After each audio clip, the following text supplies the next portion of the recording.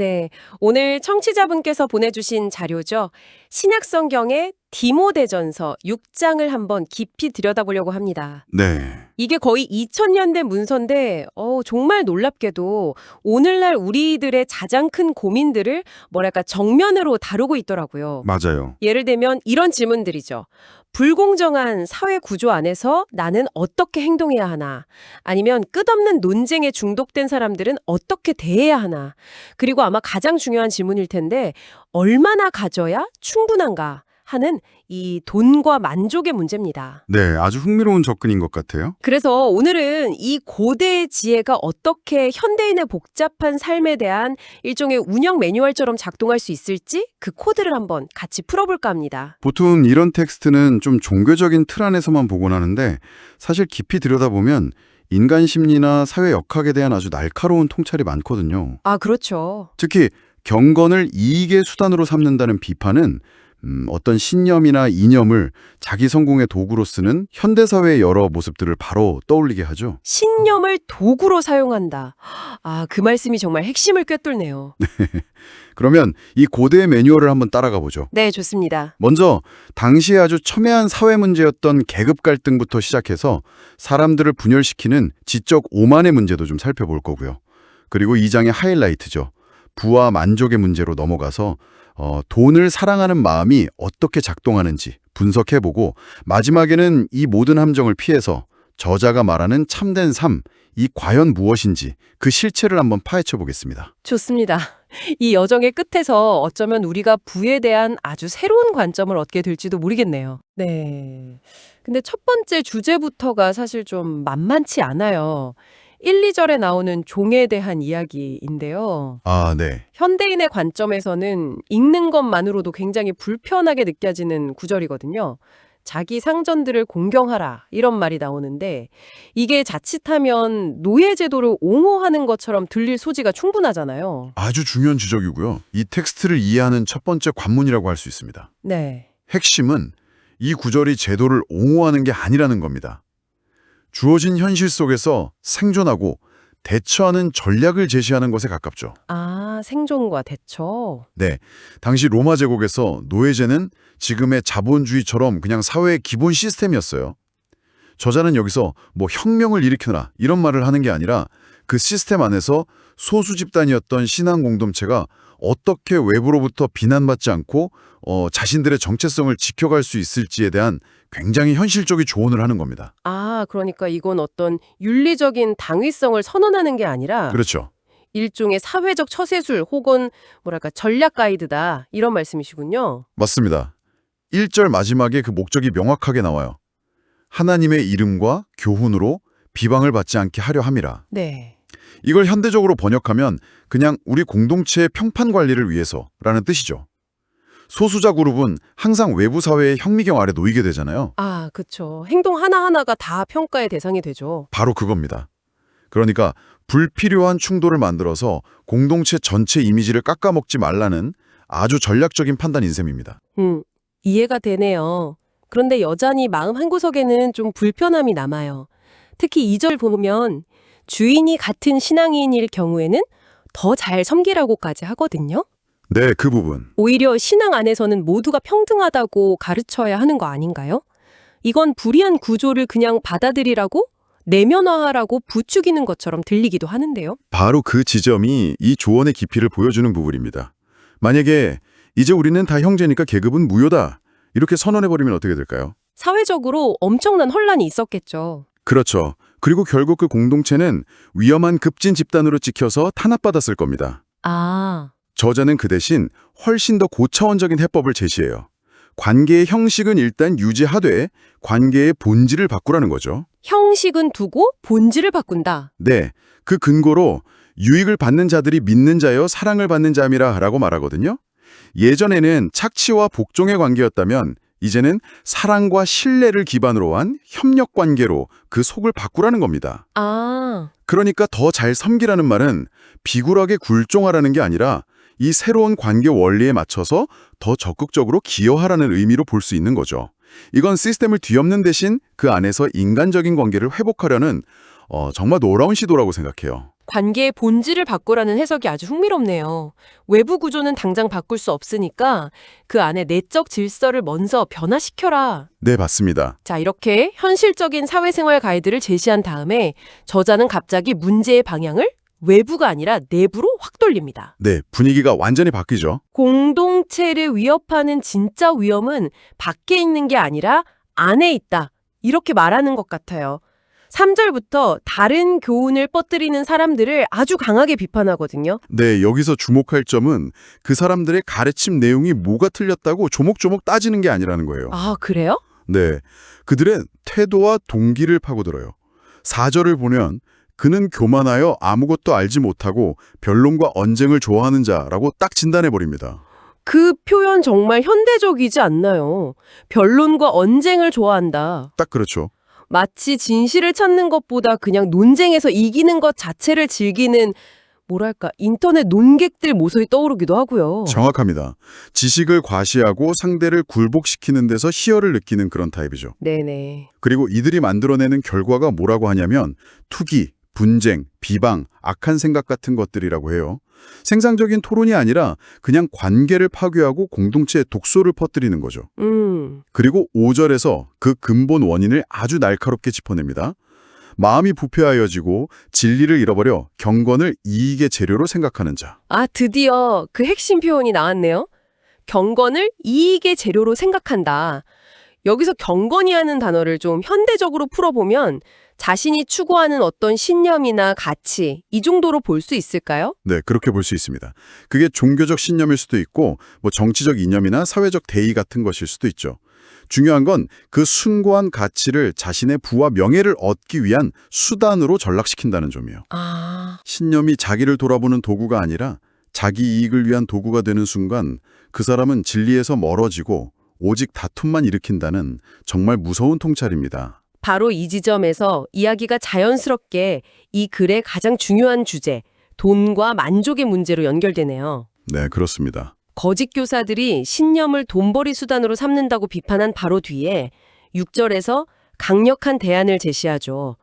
그러나 자족하는 마음이 있으면 경건은 큰 이익이 되느니라. 네, 여기서 말하는 자족, 그러니까 스스로 만족하는 마음이라는 게 구체적으로 어떤 상태를 말하는 걸까요? 그냥 좀 소박하게 살라는 그런 뜻일까요? 그것보다 훨씬 더 깊은 의미가 있습니다. 본문은 자족의 근거를 아주 철학적인 차원에서 제시하거든요. 7절, 우리가 세상에 아무것도 가지고 온 것이 없음에 또한 아무것도 가지고 가지 못하리니. 이건 일종의 궁극의 회계 원칙을 보여주는 거예요. 당신의 인생 대차대조표를 한번 생각해보라는 거죠. 시작 자산 0, 마감 자산도 0이다. 인생의 대차대조표라니, 와, 정말 강력한 비유네요. 그렇죠. 그 사이에 쌓아올린 모든 건 결국 일시적으로 빌린 것에 불과하다는 관점이죠. 이 프레임을 딱 장착하는 순간 소유에 대한 과도한 집착에서 벗어날 힘이 생긴다는 겁니다. 공술의 공수거라는 동양의 지혜와도 정확히 통하는 말이네요. 그리고 8절에서는 이 거대한 철학을 아주 현실적인 삶의 기준으로 딱 끌어내립니다. 우리가 먹을 것과 입을 것이 있은즉 족한 줄로 알 것이니라. 네. 솔직히 이건 현대 자본주의 사회를 사는 우리에게는 거의 불가능한 미션처럼 들리거든요. 광고나 소셜미디어는 계속해서 넌 아직 부족해, 더 좋은 걸 가져야 해 라고 속삭이잖아요. 그렇기 때문에 이 구절이 2000년이 지난 지금 더 큰 울림을 주는 거죠.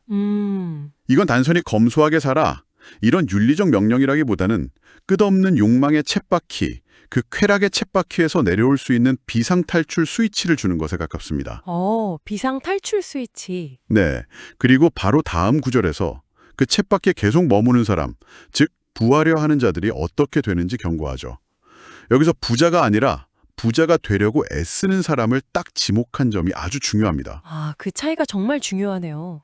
부유할 상태가 죄가 아니라 부를 향한 그 끝없는 욕망이 문제의 핵심이라는 거군요. 맞습니다.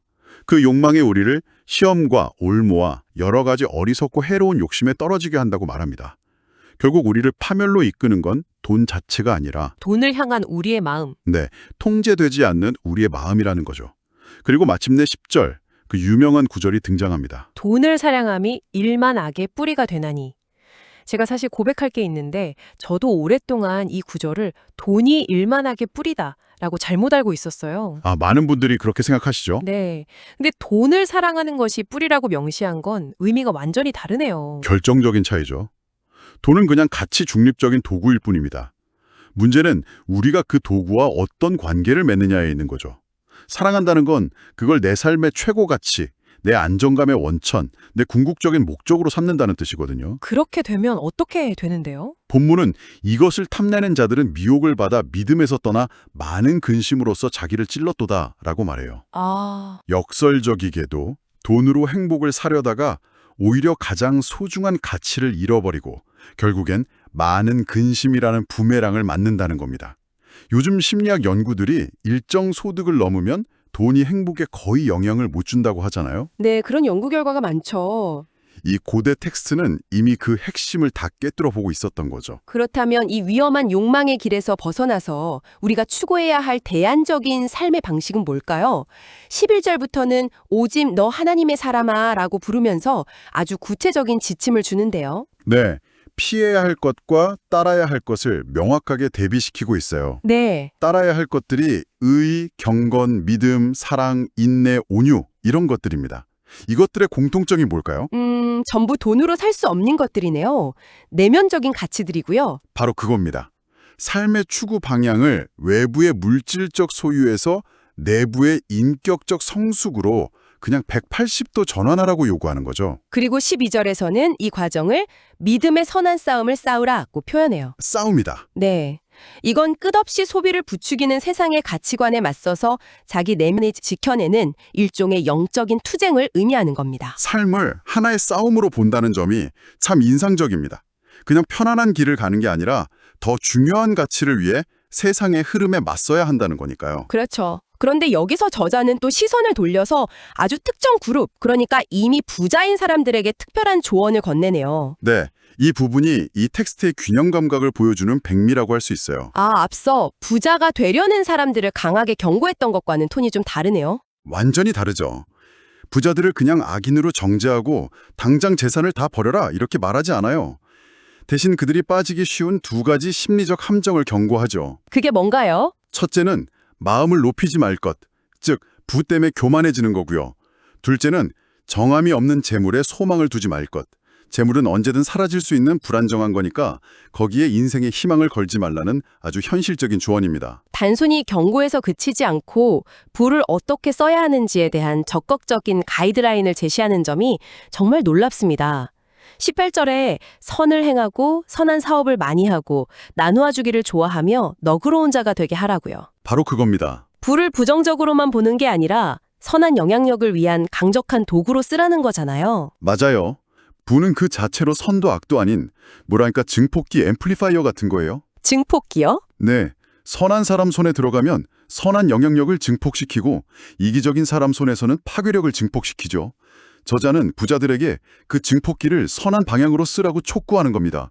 그리고 19절에서 그 행위의 궁극적인 의미를 설명하는데 이게 2장 전체의 결론과도 같아요. 네. 이것이 장래에 자기를 위하여 좋은 터를 쌓아 참된 생명을 취하는 것이니라. 참된 생명을 취한다. 이 말이 계속 반복되는데 이게 구체적으로 뭘 의미하는 걸까요? 그냥 죽어서 천국 간다 이런 뜻은 아닌 것 같아요. 부를 나누는 행위랑 직접 연결되어 있으니까요. 아주 좋은 질문입니다. 여기서 말하는 참된 생명은 미래에 받을 보상이라기보다는 지금 이 땅에서 경험하는 삶의 질에 가깝다고 봐야 합니다.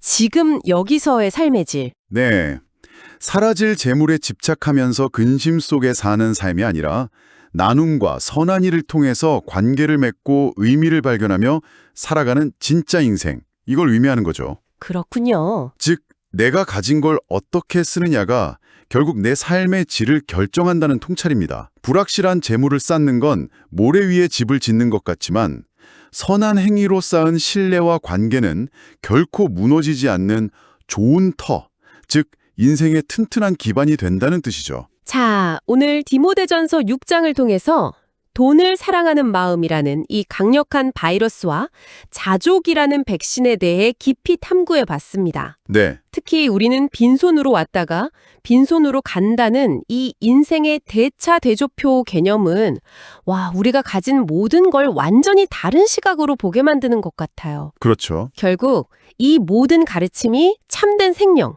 즉 어떻게 사는 게 진짜 잘 사는 것인가 이 질문으로 돌아오는군요. 맞습니다. 이 텍스트는 부 자체를 비난하지 않아요. 오히려 부를 가진 사람들에게 명확한 사용 설명서를 제공하죠. 네, 사용 설명서. 그들의 부를 선한 사업에 투자하고 기꺼이 나누고 다른 사람의 필요에 공감하는 그런 삶의 방식으로 바꾸라고 말이죠. 이건 재물을 어떻게 소유하느냐의 문제를 넘어서 그걸 통해 어떤 종류의 인간이 될 것이냐는 문제로 우리를 이끌고 가는 겁니다. 불확실한 재물이 아니라 선한 행위를 통해 미래를 위한 튼튼한 기반을 쌓는 것. 그것이 바로 참된 생명을 붙잡는 길이라고 명확하게 연결하고 있는 점이 이 글의 핵심입니다. 참된 생명이라는 게 어떤 추상적인 영적 개념이 아니라 내가 가진 시간과 돈을 지금 어떻게 사용하며 살아가느냐 하는 아주 구체적이고 실천적인 문제와 연결되어 있다. 이런 말씀이시군요. 바로 그 지점입니다. 그리고 이 글은 아주 의미심장한 마지막 경고로 끝을 맺습니다. 맘령되고 헛된 말과 거짓된 지식의 반론을 피하라. 네. 이 마지막 구절이 오늘을 사는 우리에게 정말 중요한 질문을 던져요. 우리는 역사상 그 어느 때보다 많은 정보와 지식, 그리고 수많은 성공 비법 속에서 살아가고 있지 않습니까? 그렇다면 우리 시대의 거짓된 지식의 반론은 뭘까요? 우리를 참된 생명에서 멀어지게 만들고 끊임없이 불안하게 하면서 더 많은 것을 욕망하게 만드는 그런 현대 사회의 메시지들 말입니다. 아마도 소유가 곧 당신의 정체성이다. 성공은 숫자로 증명되어야 한다. 이런 것들이 아닐까요?